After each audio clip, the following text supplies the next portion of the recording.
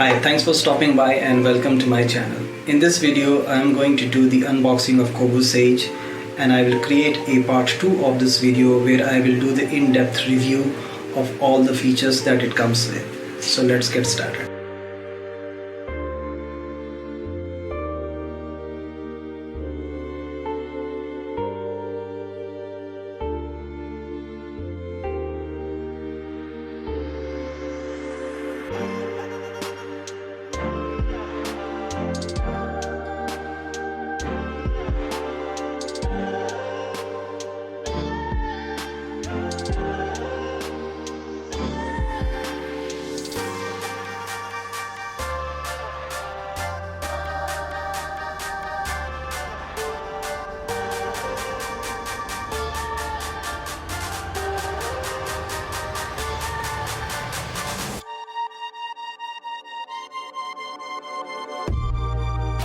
Kobo packaging is always simple.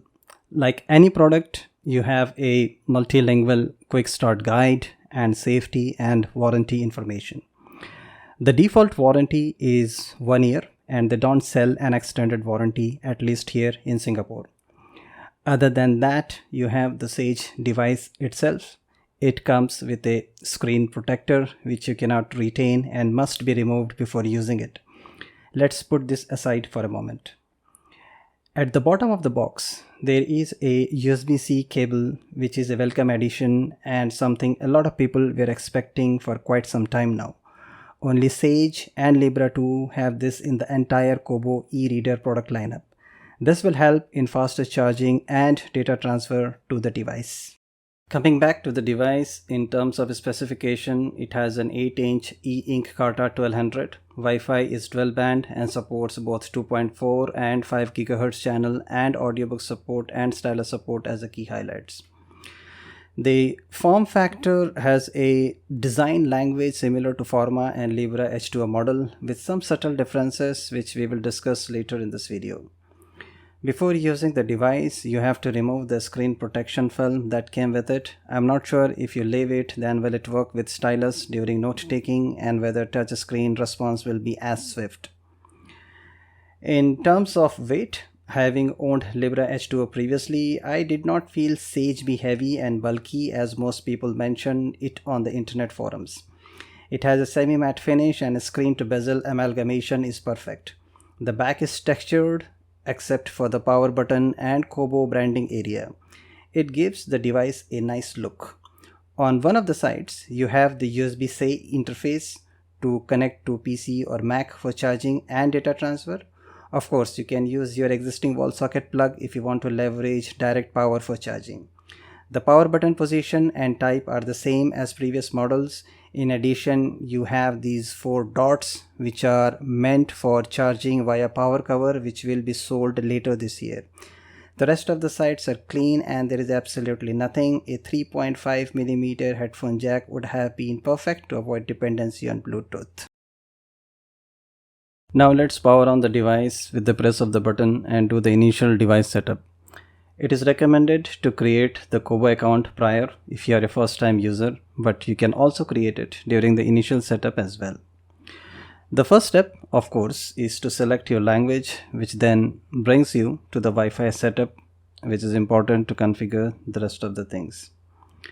Sage does not support Wi-Fi 6, but has dual band, which means you can use both 5 GHz and 2.4 GHz channel with your router. Now, depending on the stock firmware which came along with the device purchase, the setup may go and download the latest firmware from Kobo's website and then install it. You should ensure that during the firmware update process, the device must not lose power. So it is better to connect the charging cable and do this process. I have sufficient charge on my Sage device, so I will skip what I am preaching. After the update, the device will reboot. And in my case, the device forgot the Wi-Fi configuration that I did earlier, which I think is a bug. So I ended up configuring Wi-Fi again, after which it once again checked for the latest update and eventually landed on Kobo's account sign-in page. Once you are signed in, then it will automatically sync all of your books library if you are an existing customer. The UI has not changed and it looks exactly the same as my previous Libra H2O. It does maintain your reading progress, but starts an informational wizard which gives you information about reading, page navigation, word lookup, annotation, autosync, reading at night, and menu icon in case you are new to Kobo's ecosystem. Now, coming back to the button area, the semi-matte finish is a fingerprint magnet. The buttons are separated a bit if you compare with Libra H2O, which different people have a different opinion about based on the size of their palm. There is no improvement in the speed of change of screen orientation from landscape to portrait and vice versa, which I was expecting from a quad-core processor. If I compare with my Libra H2O, then that being 1 GHz was as fast as this one in terms of screen orientation change. So a better processor does not necessarily mean a better user experience, at least in case of Kobo. For the ease of one-hand operation, it is good, but I still like the grip in Libra H2O as it has a slight elevation at the edges, but that is an individual's perception and nothing to be worried about, especially if you never owned Libra H2O. All you need to know is that one-hand operation is not strainful as most people commented elsewhere. The buttons are tactile and very responsive without any page navigation delay. The distance between them, as I mentioned, is a like or dislike from person to person. The semi-matte surface, again, to mention, fingerprint magnet that needs to be cleaned frequently if you are the one who doesn't like it, even though it is not that prominent and one would not notice it unless it is viewed from a certain angle. The menu items while reading is the same and there is no change in that. Now, let's look at the screen brightness setting to judge the new E-Ink screen type which has been advertised as an improvement. The screen brightness settings, if you increase it to 100%, then this is as bright the screen would look inside the room during the day. Camera recording representation is not true to life, but lighting is uniform across the entire screen along with the bezel area, and letters are clear and crisp. And if you max out the warm light settings, then this is how your ebook is going to look like. The screen will be warmer during the night. As of now, it looks a bit light. I did not put the night shot in the review as it was looking very grainy, but I can say that this is the same as Libra H2O, so there is no significant improvement you will see on the warm light department. The natural light settings affects the brightness and warm light exposure. You can enable or disable it as per your liking. Now, with the brightness and warm settings to 0%, this is how the screen would look. I like the setting during the day as it feels close to the paper-like look of a physical book. Every individual would like a different combination of settings, so there is no perfect setting that fits all. But this new E-Ink 1200 Carta does not bring any significant improvement in my opinion. On paper, it says 20% increase in contrast, but that is barely noticeable. So do not upgrade based on the screen marketing gimmick alone. There might be some other things which you value more and which will then trigger you towards an update process. But I think just upgrading based on this screen advertisement is not worth it. Sage supports stylus, so taking notes is another feature that most buyers are excited about, which is possible only in Ellipsa, which is little over $100 more than Sage here in Singapore. Unfortunately, the seller cancelled my Kobo stylus order due to stock availability. So I will do a dedicated video on notes. For the time being, I thought of testing with my Samsung S Pen, but it does not work with it. So for now, I will be using it as a pointer. You can create two types of notebook, the basic notebook and the advanced notebook. The basic one allows you to write anywhere, which is what you will do on books. An advanced notebook is something that allows you to convert your writing to the system generated font. Additionally, you can create diagrams, table, etc. So I think this option is the one that will be widely used by Sage owners. So here it gives you the method with which you can convert handwritten notes. Unfortunately, I cannot demonstrate this feature in this video. Further, you get additional information on operating the stylus while taking notes or adding diagrams or moving the notes from one position to another. The good thing is that it is not logged to the Kobo stylus, but certain operations I believe can only be done with the Kobo stylus. Another feature that is present only in Sage and Ellipsa is the Dropbox integration, which is very helpful if you want to access books stored in your Dropbox account.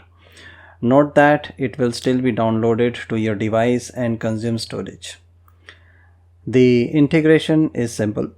Launch Dropbox on Sage and then using a computer or mobile device, link your Dropbox account with Kobo. Once approved, you can access your Dropbox account.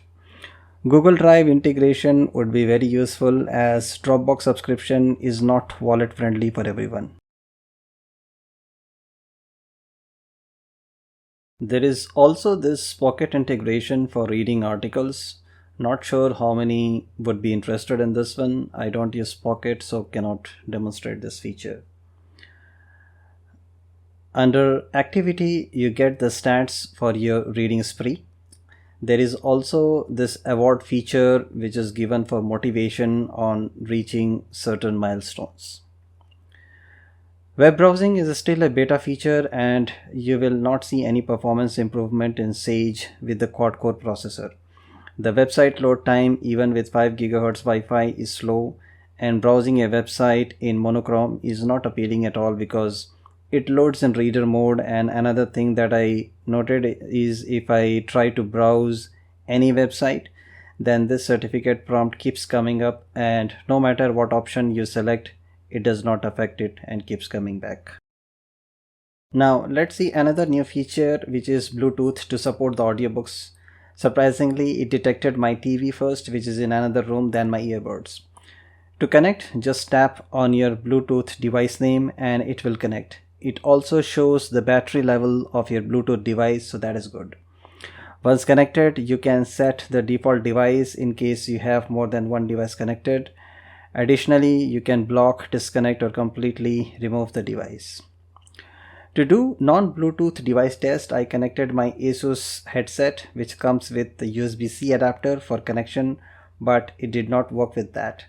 The headset kept trying but could never pair with the adapter. So it looks like the USB-C interface can accept only certain device types. Another important thing to note is that the e-reader does not show audiobooks in the store. When I tried searching for audiobooks under category, I could not see it, probably because I don't have the subscription yet.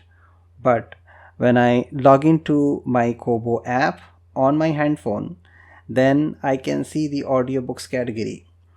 You will need a subscription, which is approximately $10 to download the ebooks. There are no free audiobooks that I could find. Also, you cannot use audiobooks that are purchased outside of Kobo store, something Kobo should allow in the future, as this is not a good strategy, especially when they allow media to be accessed from the Dropbox. Dark mode is another feature that is now added in Sage as well as in Libra 2. To enable it, while you are on your ebook, go to settings and scroll down and locate dark mode to enable it. This is a very good feature, and if you couple this with the warm settings, then you have the perfect combination of reading during bedtime. The letters look very clear and crisp. The light distribution is uniform across the screen and there are no signs of ghosting or light bleed along the edges. The same feature in older models was achieved in color inversion, but this is a much better approach than that.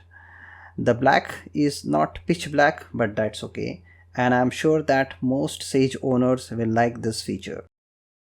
Finally, to close with the battery topic, the battery charges in less than 15 minutes from 0 to 100% and lasts about 6 hours with Bluetooth on and device paired. So disable Bluetooth like your phone when not using it, as it is a battery hog. I have not tested with audiobooks, but it should not drain the battery drastically, as Bluetooth is a component that will drain the battery and not the audiobook itself. That is why I kept the device paired even though I don't have audiobooks loaded in my Sage. I believe power cover is mandatory for Sage. We have reached the end of this video. If you would like to support the channel, please consider subscribing to it. Until next time, take care and goodbye.